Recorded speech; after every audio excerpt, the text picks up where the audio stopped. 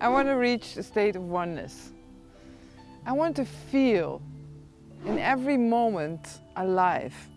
Every moment I want to feel one with the universe and then live life from there, from that perspective.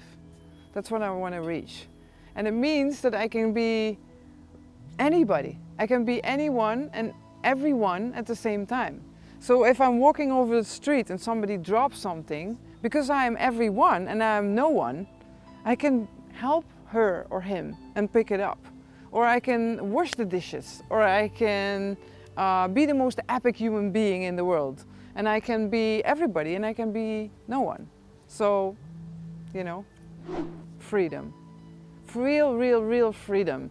Because that means that in every moment, whatever happens, I can become whatever is necessary in that moment. If I'm stuck on I am this and I am that, and I'm going to do this and that, then I'm already not flexible anymore. I'm not free.